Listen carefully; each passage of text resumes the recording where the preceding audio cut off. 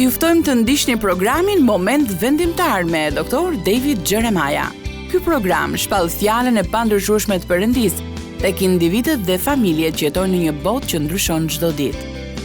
Dr. David Jeremiah është themeluesi i shërbesës ndërkombëtare radiofonike dhe televizive Moment Vendimtar. Në 4 dekada të mësimit të fjalës Perëndisë, Dr. Jeremiah ka shkruar shumë libra, ndër më të njohurit janë Çfarë po ndodh në botë, Armagedoni ekonomik që po vjen, Perëndia nuk të ka harruar. Të kuptojmë 66 librat e Biblës. Mësimi i shëndosh biblik është thelbi i shërbesës së Dr. David Jeremiah. Ndaj mos u misni asnjë nga programet e tij. Brenda zemrës së çdo burri dhe gruaje qëndron një dëshirë për epokën e ardhë në këtë tokë. Sikur të gjithë ta dinë se parajsa jon humbi në kopshtin e Edenit. Dhe ne kemi një dëshirë për ta ripërtërir, e duam të na kthehet. Gjatë gjithë historisë së racës sonë, kjo dëshirë është shfaqur her pas here me pritshmërinë për një epokë kur toka do të jetë në paqe dhe qetësi. Dhe ne do të mund të jetojmë epokën e ardhë. Kjo është pikërisht ajo që vetë Zoti na mësoi për të lutur kur na dha lutjen e Zotit. Kur ne themi lutjen e Zotit dhe themi ardh të mbretëria jote në tokë si në qiell, pikërisht për këtë po lutemi, që gjendja e qiellit më në fund të jetë edhe gjendja e tokës. Tani të gjithë ata prej nesh që din pak teologji e din që kjo nuk do të ndodh kurrë përgjatë mbretërimit të tanishëm të vdekjes në këtë tokë, por kjo është shpresa në zemrën e të gjithëve. Kjo është pritshmëria e duhur e popullit të Perëndisë. Këtë e gjejmë në lutjen e Zotit dhe për këtë na mëson të lutemi fryma e Zotit. Pikërisht këtë kishte në mendje edhe autori i Hebrejve. Kur po përshkruante disa prej njerëzve që kishin vuajtur shumë, por kishin arritur që t'i kalonin në këtë vuajtje sepse kishin shpresë. Te Hebrejve 11:4 na thuhet sepse ata që flasin të tilla tregojnë se kërkojnë atë dhe. Por ata tani dëshirojnë një dhe më të mirë, domethënë qiellor, prandaj Perëndis nuk i vjen turp të quhet Perëndi i tyre, sepse u bëri gati atyre një qytet. E dim apo nuk e dim, zonja dhe zotrin, ne kemi mall për kopshtin e Edenit. Në çdo qenie njerëzore ekziston një dëshirë për atë që shijuan prindrit tanë të parë. Ne dëshirojmë një tokë të përsosur dhe të bukur. Ne duam që çdo gjë e humbur të rikthehet. Nuk mund të bëjmë dot ndryshe, kjo është programuar në programin ton si njerëz. Dhe kjo dëshirë jona shprehet në shumë pasazhe të bukura në shkrim, si në Dhjetën e Vjetër, ashtu edhe në Dhjetën e Re. Prandaj dua që si fillim të shkojmë pak te premtimi për qiellin e ri dhe tokën e re. Kjo është e para me numra të romak. Premtimi për një qiell të ri dhe një tokë të re. Nëse e lexojmë Biblën me kujdes, do të zbulojmë se të theksuara në për të gjithë Biblën janë premtime të vogla se kjo ka për të ndodhur. Për shembull tek Isaia kapitulli 66 vargu 22 lexojmë: sepse ashtu si qiejt e rinj dhe toka e re që unë do të bëj do të jenë të qëndrueshëm para meje, thot Zoti. Isaia parashikon një kohë kur do të ketë një qiell të ri dhe një tokë të re dhe këto do të zgjasin përgjithmonë. Ai thot do të jenë të qëndrueshëm para meje. Më vonë Isaia gjithashtu na raporton se ky qiell i ri dhe kjo tokë e re do të jenë kaq të mrekullueshme, kaq krejtësisht të bukura, saqë do të na bëjnë që t'i harrojmë ato që dim për tokën, siç është sot. Dëgjoni pak Isaian 65:17. Sepse ja, unë krijoj qiej të rinj dhe një tokë të re, dhe gjërat e mëparshme nuk do të kujtohen më dhe nuk do të vinë më në mendje. Pietri na sugjeron se ky qiell i ri dhe kjo tokë e re do të jenë një vend ku do të banojë drejtësia. Tek 2 Pietrit 3:13 lexojmë këto fjalë: por ne sipas premtimit të tij presim qiej të rinj dhe tokë të re, në të cilët banon drejtësia. Le të shohim se çfarë na thot autori Gjoni nga vendi ku ndodhej në ishullin e Patmosit. Tek Zbulesa kapitulli 21, në vargun 1 dhe pastaj në vargun 5. Ja se çfarë thot ai: dhe pash një qiell të ri dhe një dhe të ri, sepse qielli i parë dhe dheu i parë kishin shkuar dhe deti nuk ishte më. Dhe ai që rrinte mbi front tha: ja, unë i bëj të gjitha gjërat të reja. Ky është premtimi për qiellin e ri. Perëndia i plotfuqishëm na ka thënë përmes apostullit Gjon se një ditë gjithçka për këtë tokë dhe për këtë qiell ai do ta bëjë të re. Tani së dyti dua që të flasim pak në lidhje me pastrimin e qiellit të ri dhe të tokës së re. Së pari le të shohim disa informacione që nga zbulesa kapitulli 21, tani le t'i hapim Biblia tona më përpara, vetëm disa libra më përpara, tek 2 Pjetri, kapitulli 3. Tani, ndërsa e gjeni në Bibël 2 Pjetrin, më lejoni t'ju them se nëse mbledhim bashkë të gjitha informacionet që janë në dhjatën e vjetër dhe të re, do të zbulojmë se ky qiell i ri dhe kjo tokë e re nuk do të shfaqen përpara se të ndodhin gjërat më poshtë. Së pari, do të ketë një kohë mundimesh për 7 vjet, në fund të cilave do të bëhet një betejë e madhe që quhet Betejë e Armagedonit. Pastaj do të futemi në një periudhë kohore prej 1000 vjetësh që quhet 1000 vjeçari. Do të flas për këtë herë tjetër. Dhe në fund të 1000 vjeçarit do të ketë një rebelim të fundit dhe Satani do të hidhet në liçenin e zjarrt. Do të ndodhë gjykimi i Fronit të Madh të Bardhë dhe të gjithë ata që e kanë refuzuar Krishtin përgjatë historisë do të dalin përpara gjykimit të Fronit të Madh të Bardhë, ku do të dëgjojnë këto fjalë: "Largohu prej meje, nuk të kam njohur kurrë." Dhe e gjithë e keqja e tokës do të gjykohet dhe do të dërgohet në liçenin e zjarrt. Menjëherë pas kësaj, kapitulli 21 thot se Perëndia i plotfuqishëm do ta pastrojë tokën tonë. Tani dëgjoni se çfarë ndodh. Perëndia i plotfuqishëm do të bëjë diçka, të cilën shumica e njerëzve habiten shumë kur e mësojnë. 2 Pjetri 3, vargjet 10 deri në 12 thonë: "Dhe dita e Zotit do të vijë si një vjedhës natën, atë ditë qiejt do të shkojnë me krism. Elementet do të shkrihen nga të nxehtit, dhe veprat dhe toka që janë në të do të digjen krejt. Qiejt në flak do të treten dhe elementet të konsumuar nga nxehtësia do të shkrihen." Sipas shkrimit, kjo ka për të ndodhur menjëherë pas periudhës së 1000 vjeçarit, pas mbretërimit të Krishtit mbi këtë tokë për 1000 vjet. Perëndia i plotfuqishëm do të bëjë një punë pastruese në tokën siç ne e shohim sot. Tani çfarë kërkon të na thot Biblia kur na thot se qielli dhe toka do të kalojnë? Për sa kohë që mbaj mend unë, gjithmonë kam besuar se kjo tokë dhe qiejt që e rrethojnë atë do të zhduken, do të shkatrohen plotësisht. Me fjalë të tjera, Perëndia do të heqë dorë nga kjo botë, do ta zhduk plotësisht dhe do të fillojë sërish nga e para.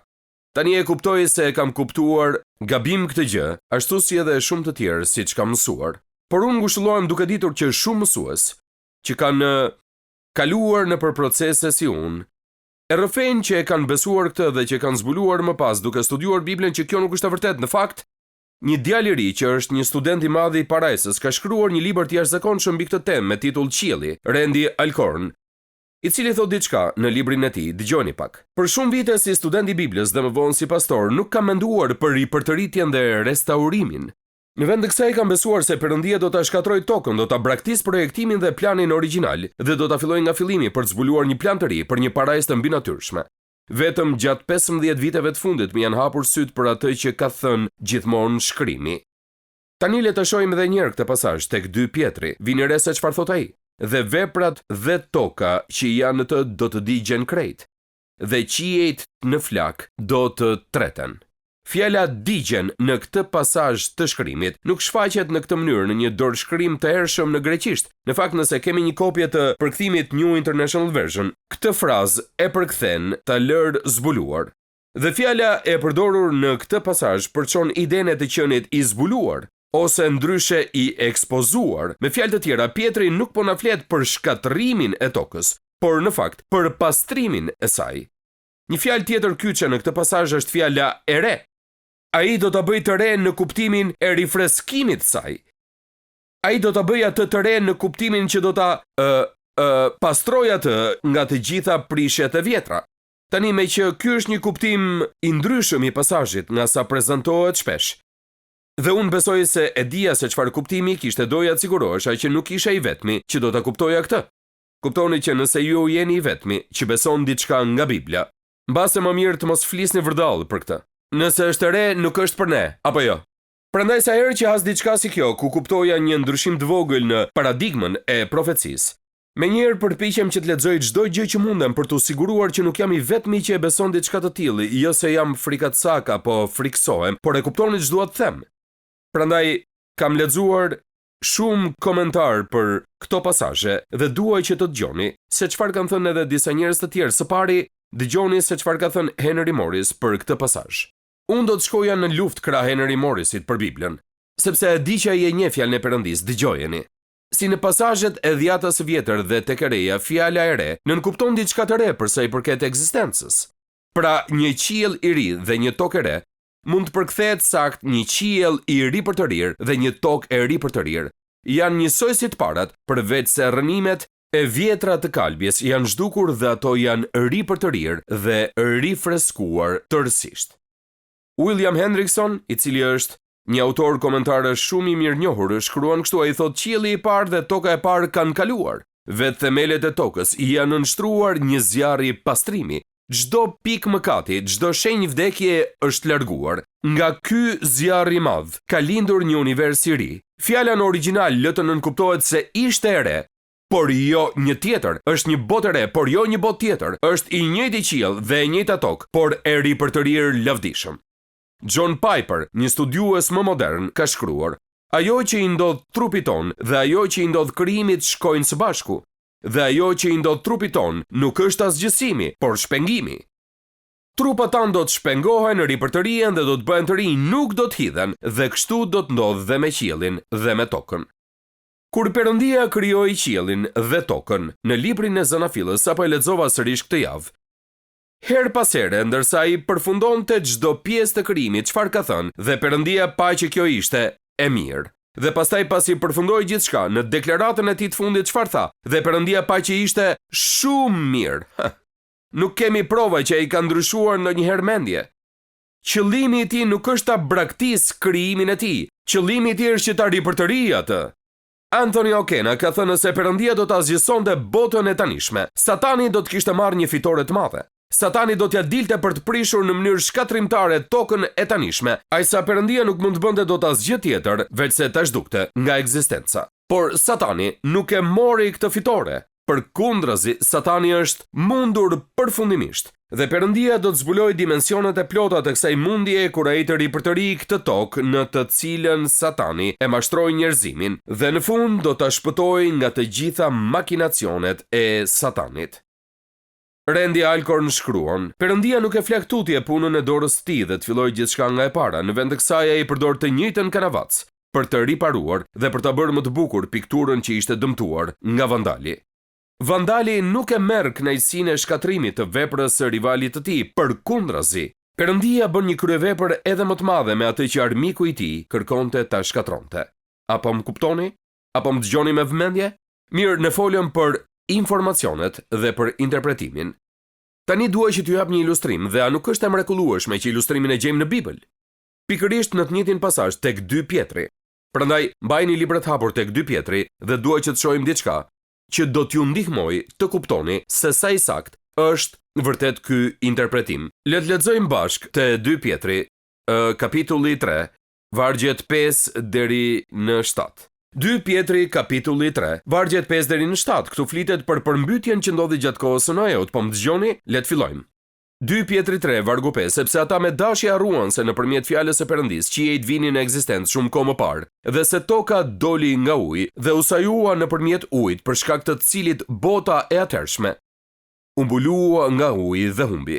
Ndërsa qiejt dhe dheu i sotëm janë ruajtur nga e njëjta fjalë për zjarrin të rezervuar për ditën e gjyqit dhe të humbjes së njerëzve të pabes.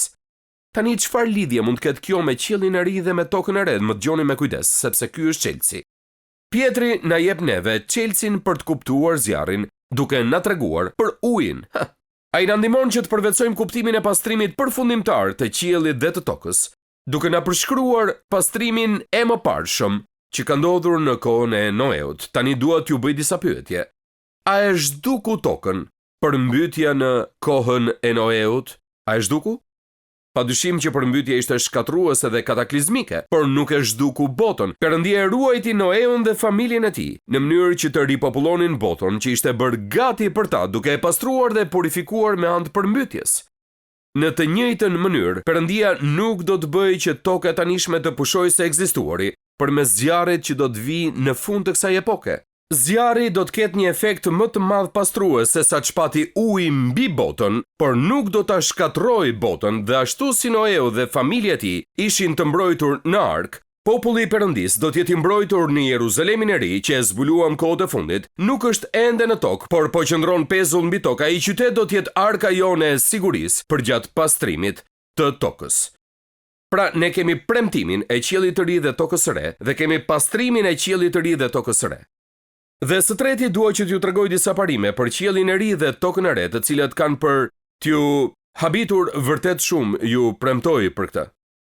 Sepse do t'ju tregoj se si do t'jetë në atë kohë. Kur ky qiell i ri dhe toka e re do t'jenë gati dhe Perëndia ta ketë pastruar atë, do t'jetë e njëjta tokë dhe e njëjti qiell, por do t'jenë të pastruara, do t'jenë të ri për të rira, dhe të gjitha njollat e mëkatit janë zhdukur, të gjitha provat e vdekjes janë zhdukur, të gjitha shenjat e sëmundjes janë zhdukur. Pra, si do t'jetë bota atëherë? E po, le të kthehemi sërish te zbulesa 21 vargu 1 dhe do t'ju tregoj diçka që e di me siguri. Por disa prej jush kjo mund t'i shtang, madje disa tjerë dhe mund t'i zhgënjej, por shpresoj t'jeni dakord në fund. Zbulesa 21:1 thot: "Dhe pash një qiell të ri dhe një dhe të ri, sepse qielli i parë dhe dheu i parë kishin shkuar, dhe deti nuk ishte më." Të gjithë ne që jetojmë këtu në Kaliforni kemi ardhur që t'jemi afër oqeanit. Por ti po qëndron aty dhe po më thua se jam shpërngulur kot këtu, sepse kur Perëndia të ketë mbaruar punë me këtë vend, ai do ta zhduk oqeanin. Kështu na thot apo jo? Nuk do të ketë më det, cilën pjesë të kësaj nuk arrini të kuptoni.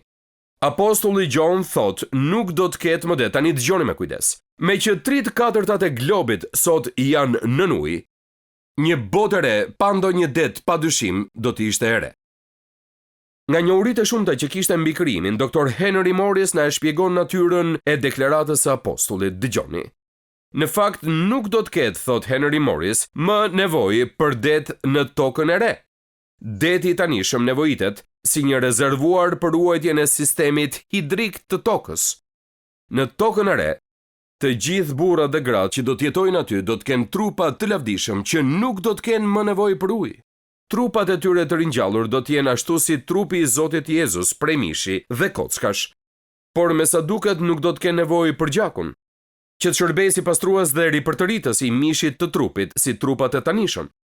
Nga ana e saj, thot ai, eliminon nevojën jetësore për ujë në tokë. Gjaku përmban 90% ujë, kurse trupi i sotëm njerëzor përmban 65% ujë.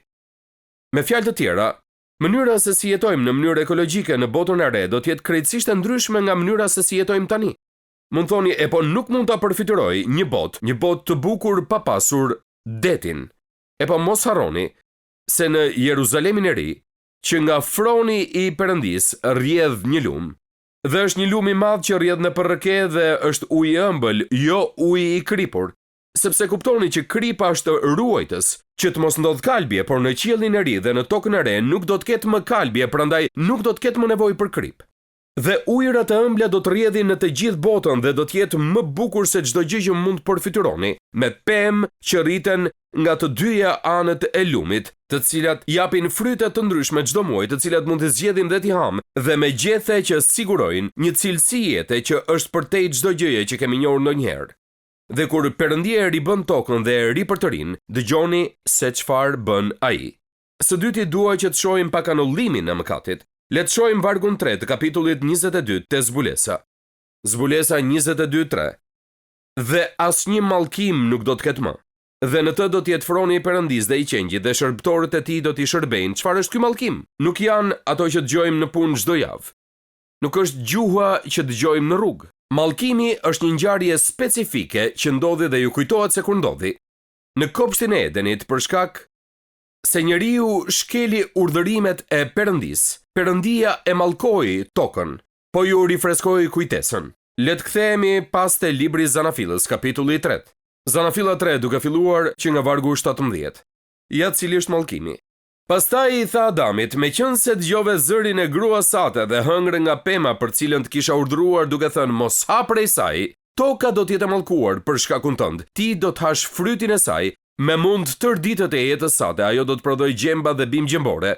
Dhe ti do të hash barin e fushave, do të hash bukën me djersën e ballit, derisa të rikthehesh në dhe, sepse nga ai ke dal, sepse ti e pluhur dhe në pluhur do të rikthehesh. Ky është mallkimi i vdekjes dhe i kalbjes. Tani Bibla thot se kur të shkojmë në qiellin e ri dhe në tokën e re nuk do të ketë më mallkim, mallkimi do të anullohet. Për shkak se njeriu ra në mëkat, një mallkim u shpall mbi këtë krijim Dhe Perëndia dërgoi birin e tij në këtë botë që ta shpengonte krijimin nga rrjedhojat e mëkatit. Dhe vepra e Krishtit nuk është vetëm për të shpëtuar turmat e panumërta të njerëzve të blera me gjak. Vepra e plotë e Krishtit nuk është asgjë më pak se sa shpengimi i gjithë këtij krijimi nga efektet e mëkatit. Ky qëllim nuk do të përmbushet derisa Perëndia të shpallë tokën e re, derisa parajsa e humbur të bëhet parajsa e rigjetur. Së fundmi, e treta, nuk kemi vetëm largimin e detit dhe anullimin e mallkimit, por së treti, numri 3, kemi ripërtëritjen e të gjitha gjërave. Efesianëve 1:10 e thot në këtë mënyrë: që kur të plotësoheshin kohërat në fund të kohës, pra, Perëndia t'i sillte në një krye të vetme, në Krishtin të gjitha gjërat, tani dëgjoni, ato që janë në qiejt dhe ato që janë mbi dhe. Plani i Perëndis për epokat është që të gjitha gjërat në qiell dhe në tokë t'i sjellë bashk në një krye të vetme, në Krishtin. Sot kemi një ndarje të madhe mes qiellit dhe tokës. Por kur Pali përdor shprehjen të gjitha gjërat, ai po përfshin gjithçka. Asgjë nuk do të mbetet jashtë. Krishti do ta sjellë qiellin në tokë dhe tokën në qiell. Dhe muri që e ndan qiellin dhe tokën do të shkatërrohet përjetësisht. Do të jetë vetëm një univers dhe të gjitha gjërat në qiell dhe në tokë do të jenë bashk në drejtimin e Zotit Jezus Krisht. Dhe plani i Perëndis është që të mos ketë më humner mes botës shpirtërore dhe botës fizike. Do të jetë vetëm një kozmos, një univers i bashkuar nën një Zot për jetë të jetëve. Ky është plani i pandalshëm i Perëndis. Drejt kësaj po shkon historia, drejt kësaj po shkojmë të gjithë. Drejt një qielli të ri dhe një tokë të re. Mësimi është ajo që shumë njerëz të kohës e quajnë një ndryshim në model. Si na e ndryshon këndvështrimin? Më lejoni t'ju jap 2 ide. Numri 1. Kjo na jep një vlerësim të ri për botën në cilën po jetojmë tani. Si të krishterë e dim që kemi një reputacion që jemi ekologjistë shumë të dobët. Ne kemi një reputacion që flasim keq për ata që i duan pemët edhe gjërat e natyrës, më kuptoni? Dhe nuk jam i sigurt nëse kjo është domosdoshmërisht e vërtet, nuk mendoj se është e vërtet, por e kuptoj se pse mund të jetë e vërtet, sepse kuptoni që nëse një krishter beson se kjo botë është vetëm diçka e përkohshme, që nuk do të ketë ndonjë qëllim në të ardhmen, që shtëpia jonë është aty lart, edhe kjo botë nuk është e mirë, dhe që nuk ja vlen dhe që do të shkatërrohet plotësisht, pse do të shpenzojë kohë duke u kujdesur për të? Edhe pse në pjesën e parë të librit të Zanafilës, një prej urdhërimeve thotë se duhet kujdesemi për tokën. Prandaj, kur ne e kuptojmë se kjo tokë nuk do të shkatërrohet, por do të ripërtërihet, kur ne e kuptojmë se kjo tokë nëpërmjet asaj që ne mund të mos arrijmë t'i kuptojmë plotësisht, do të jetë pjesë e destinacionit ton të ardhshëm, shtëpia jonë e ardhshme për jetëve, do ta shohim këtë botë në një mënyrë krejt të ndryshme. Ndonjëherë kur Gjoni thotë që të mos e duam botën, ne e keq kuptojmë, ai nuk e ka fjalën për botën e krijuar, ai e ka fjalën për sistemin e botës. Ai po thotë mos e doni sistemin e kësaj bote, por mos ndaloni së dashuri botën. Ajo është bota e Atit tim. Është bota e bukur që ai ka krijuar dhe ne gati e turprojmë Perëndin me qëndrimin që ne kemi ndaj kësaj bote ndonjëherë. Këtë e ka krijuar Perëndia që në fillim. Dhe po ne ja kemi bërë rëmuj atij, por një ditë, lavdi Zotit, ai do të kthehet përsëri dhe në një çast të vetëm ai do të rregullojë plotësisht gjithçka që është shkatëruar. Dhe bota që ai krijoi, kur ai tha u bëf të drita, do të jetë përsëri ajo bota e pacënuar e Perëndis krijuesit ton, dhe ne do të jetojmë dhe mbretërojmë me të në jetëve. Një vlerësim të ri për botën në cilën jetojmë dhe pastaj së dyti dhe e fundit, një vlerësim të ri për botën në cilën do të shkojmë. Një vajzë e vogël po vizitonte fshatin dhe u magnit nga shkëlqimi i qiellit të natës. Dhe i tha nënës së saj: "Mami, dëgjoni pak, nëse qielli është kaq i bukur këtej në anën e keqe, po mendoj se si ka për të dukur në anën e mirë." Ky është saktësisht edhe mendimi im. Ana e mirë e qiellit padyshim që nuk ka të krahasuar në shkëlqim. Është një vend ku ka vetëm të qeshura dhe jo lot, jetë dhe jo vdekje, këngë dhe jo vajtim, buzëqeshje dhe jo qarje, kënaqësi dhe jo dhimbje. Dhe Zoti dhe shpëtimtari ynë Jezus Krishti do të jetë aty dhe Ati ynë i dashur në qiell do të jetë aty dhe fryma e shenjtë e bekuar do të jetë aty dhe do të ketë një qiell të ri dhe një tokë të re ku është vendosur një qytet i magnitshëm që quhet Jeruzalemi i ri. Dhe miqtë mi, unë do të shkoj aty. Unë do të shkoj aty. Dhe unë nuk i kam të gjitha përgjigjet, nuk i di të gjitha, por i njëjti Perëndi që krijoi këtë botë në mënyrë kaq të mrekullueshme do ta ripërtërijë këtë botë. Dhe një ditë ne do të sundojmë dhe do të mbretërojmë me të në këtë vend të përsosur që quhet parajs. Dhe vetmja mënyrë që mund t'ju them se mund të bëhet e juaja është përmes njëjtës formulë që Perëndia më dha mua. Ja se cila është. Ai tha përmes birit të tij Jezusit. unë jam udha.